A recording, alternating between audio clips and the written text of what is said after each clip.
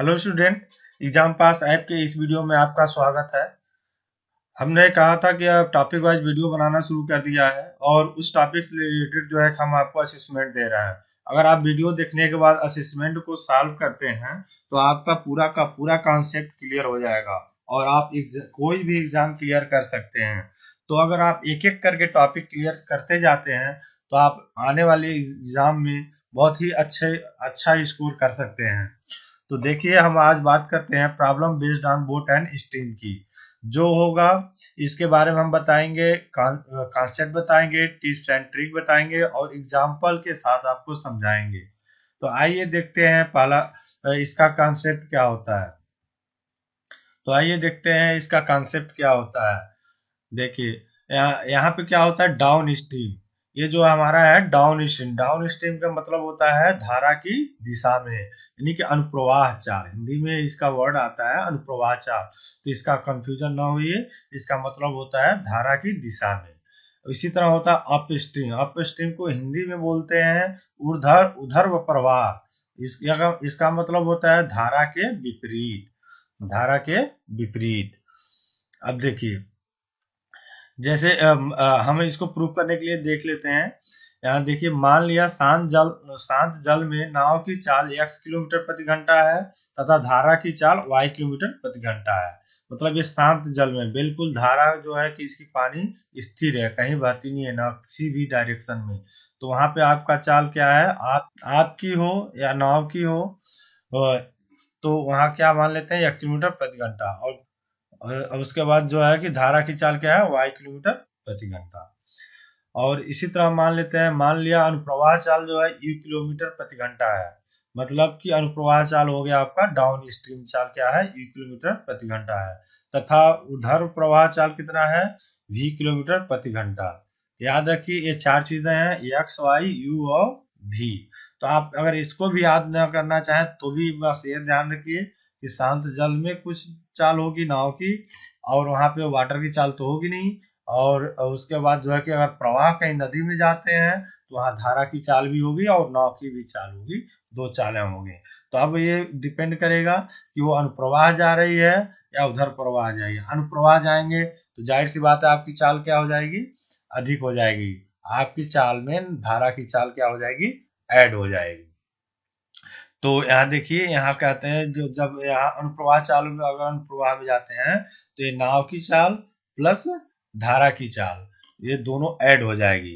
अगर उधर प्रवाह की चाल की बात करें, अगर आप धारा के विपरीत तैरते हैं या नाव ही धारा के विपरीत चलती है, तो आप इमेजिन करिए जब धारा के विपरीत जाएंगे तो क्या होगी, स्पीड क्या हो जाएगी, स्लो हो जाएगी। अब वो कितनी स्लो होती है, वो जो है कि जो धारा की चाल होती है उतनी जो है आपकी नाव की चाल को कम कर देगी। यानी कि उधर प्रवाह चाल क्या हो जाएगा, x माइनस वाई हो जाएगा। आइए फिर देखते हैं, अब इसको हम अगर ऐड करें, एक और दो को जोड़ने पर इसको ऐड करें तो क्या हो जाएगा, u plus V equal to, ये देखिए y से y कैंसिल हो गया, x प्लस x कितना हो गया 2x, यानी कि x बराबर हो गया u प्लस वी बटा 2। यानी कि यहाँ हम अगर देखें तो शांत जल में नाव की चाल x क्या है, शांत जल में नाव की चाल x बराबर क्या हो जाएगा, शांत जल में नाव की चाल बराबर हो जाएगा अनुप्रवाह चाल को ऐड कर लेंगे और प्लस उधर प्रवाह को कर लेंगे बटा 2। यानी कि धारा की दिशा में जो चाल है और धारा के विपरीत जो चाल है उसको ऐड करके आधा करने पे क्या निकल जाएगा, शांत जल में नाव की चाल। तो ये बहुत ही आसान होता है, हमेशा बहुत डायरेक्ट दिया होता है। कई बार कि अनुप्रवाह चाल दिया है, उधर प्रवाह चाल दिया है, उसको दोनों को ऐड करिए और आधा करिए तो नाव की चाल निकलेगी। इसी तरह देखिए, अगर एक और दो को घटाते हैं तो हमारा आ जाएगा u minus V, u minus V. यानी कि धारा की चाल में से जब धारा की विपरीत चाल को घटाएंगे तो ये क्या हो जाएगा, 2y। 2y जो है हमारा धारा की चाल है, यहाँ y बराबर क्या हो जाएगा, u माइनस वी बाई 2। यानी कि धारा की चाल क्या हो जाएगी, धारा की चाल हो जाएगी अनुप्रवाह चाल माइनस उधर प्रवाह चाल बटा 2। यानी कि धारा के दिशा में जाने की चाल और धारा के विपरीत आने की चाल को माइनस कर दें, उसके बाद हाफ कर दें तो धारा की चाल निकल जाती है। अब देखिए, आपको बताते हैं हम एग्जाम्पल के थ्रू। यहाँ देखिए, एक नाव की उधर प्रवाह चाल, मतलब धारा के विपरीत चाल, धारा के विपरीत चाल कितना है 10 किलोमीटर प्रति घंटा, अनुप्रवाह चाल कितना है 15 किलोमीटर प्रति घंटा। शांत जल में नाव की चाल और धारा की चाल ज्ञात कीजिए। तो यहाँ देखिए मैंने बताया था फार्मूला डायरेक्ट, शांत जल में नाव की चाल क्या होगा, दोनों को ऐड करेंगे 15 + 10 अनुप्रवाह चाल उधर चाल बटा 2, यानी कि 15 + 10/2, यानी कि 25/2, ये कितना हो जाएगा 12.5 किलोमीटर प्रति घंटा।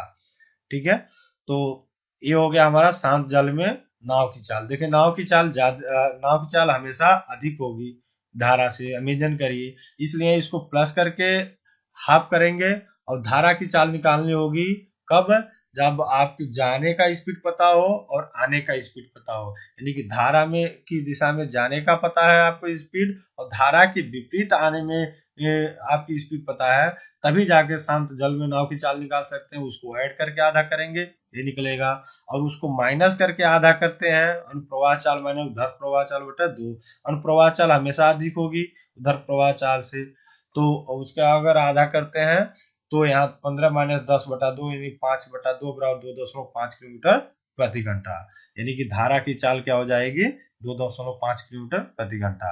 यानी कि ये याद रखिए बहुत ही इंपॉर्टेंट क्वेश्चन है, ये डायरेक्ट फार्मूले पे इसी बेस पे आता है। आपको बस इतना पता होना चाहिए कि धारा की दिशा में जाने का स्पीड दिया हुआ है और धारा के विपरीत आने का स्पीड दिया है, तो दोनों को क्या करेंगे अगर ऐड करके आधा करते हैं तो धारा शांत जल में नाव की चाल निकलती है, अगर माइनस करके आधा करते हैं हाफ करते हैं तो वहां पे धारा की चाल निकलती है। आइए देखते हैं नेक्स्ट एग्जांपल।